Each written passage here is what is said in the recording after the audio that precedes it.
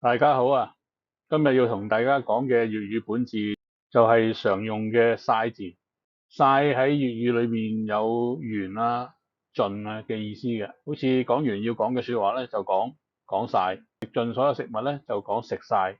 其實唔止咁嘅，佢仲有一個副詞用法，指程度好深。比如講錫晒你，當然唔係錫完你、錫盡你啦吓，咁極度痛錫你咁解。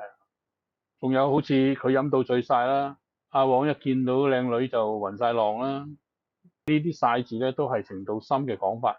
咁一般廣東人咧就唔知個本字啦，就借咗曬太陽個晒字嚟寫，因為最明顯嘅讀音識得嘅就係佢。當然啦，係人都知唔係本字嚟嘅。於是有學者響呢個緣盡嘅意義度揾個本字。認為本字就係取水盡意思嘅思字。而家常音讀思咧，係因為大家跟咗集韻讀嘅，集韻係收平聲，所以有個思音。如果跟翻廣韻字韻去讀去擬聲嘅話咧，除咗讀思之外，其實可以讀四嘅嚇，咁就同個讀晒嘅音咧就比較接近啦。甚至據呢個歷時音變嘅理論，你直頭可以讀佢做晒添。所以佢嘅音義咧係同粵語所講嘅完啊、盡啊嗰個晒咧係相同嘅，音又好接近嘅。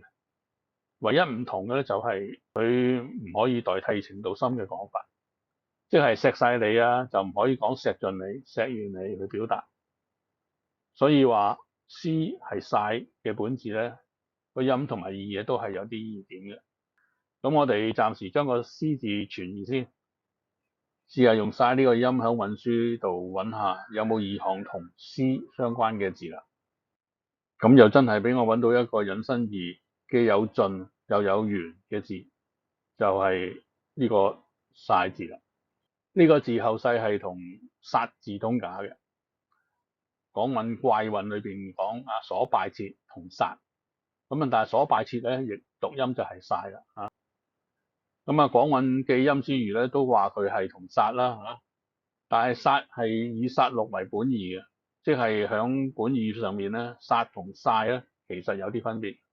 晒係個古字，出於咒文，一向被視為咧就係殺人個殺嘅異體字，所以說文咧就冇獨立去收呢個字。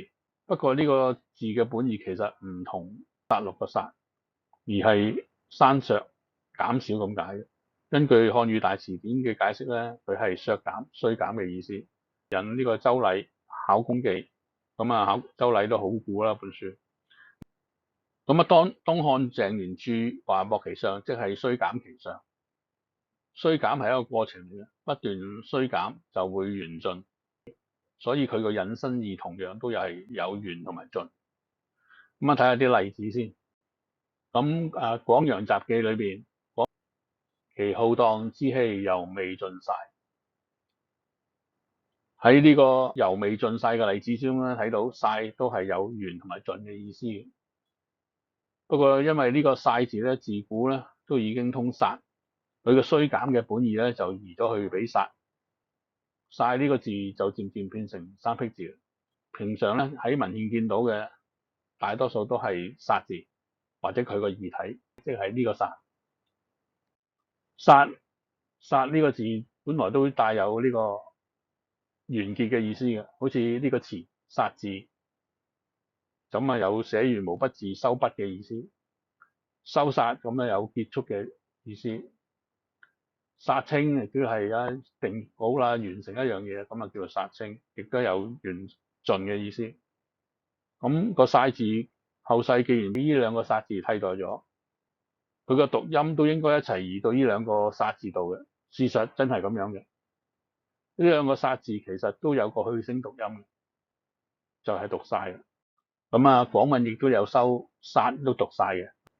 喺降晒呢個解釋裏邊，亦都表示咗由多去少，由少去盡嘅意思。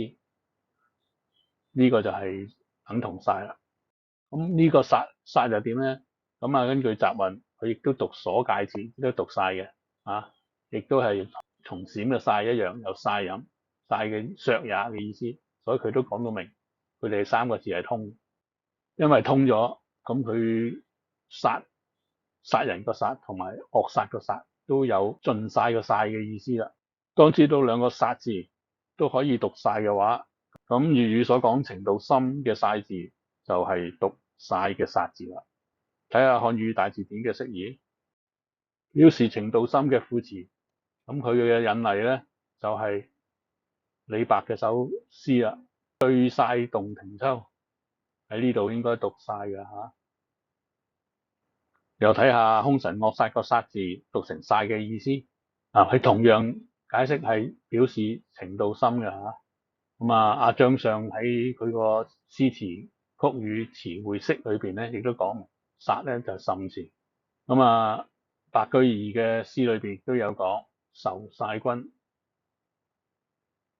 其實愁晒君同粵語講錫晒你個晒，其實係一個程度深嘅副詞。呢個程度深嘅副詞用法係從水呢個詩字冇嘅，所以做晒功課，使晒啲錢，飲到醉晒，你大晒啊！見到靚女又暈晒浪，嗰個晒字咧嘅本字咧就係呢三個晒字先啦。呢三個字而家係互相通假嘅，可以算係異體字，任何一個都可以用嚟做呢個音義嘅本字。但係我選擇古體同閃嘅晒字嚟做呢個可用本字，原因係咧，一來咧殺人個殺同惡殺個殺個意象好多，二嚟咧你哋通常嘅讀音都讀殺，識字嘅人咧一見到就淨係識讀殺。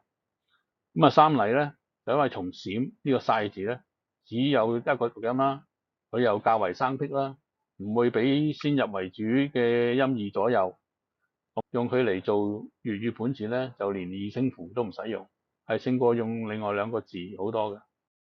其實咁樣揀都係貫徹我棄用其義字嘅政治原則。上集我都講過，異體字因為讀音唔同咧，可以同時使用，讀唔同嘅音就可以起咗文字分工嘅作用。而依家用從閃嘅晒字咧，都係同樣嘅道理。唔用殺人個殺同兇神惡煞個煞，都係避開其義同埋多音造成嘅混亂。若果有人認為從閃嘅晒字太生僻，文獻又多見另外兩個殺字，一定要用翻殺人個殺或者惡殺個殺，都唔係話唔得嘅。咁呢兩個字就要加翻個二聲符去標示佢哋讀去聲嘅晒啦，而唔係常音嘅殺啦。當然最好就跟我寫啦，用到從閃嘅晒就好啲。喺度都提一提大家，根據韻書咧，兇神惡煞個煞其實應該讀晒嘅。而家文獻成日出現嘅好似仇殺君，應該讀仇晒君；善殺旁人都應該讀善晒旁人。李白名句醉殺洞庭秋都係應該讀晒嘅。如果唔係成語嘅話，用廣東話行文咧，就可以寫成從殺從閃嘅晒字啦，即係咁。其他用例咧都可以咁寫。好啦，今集講完棄用其義字，咁下集就講下變聲別義同埋慣性變調。敬請留意。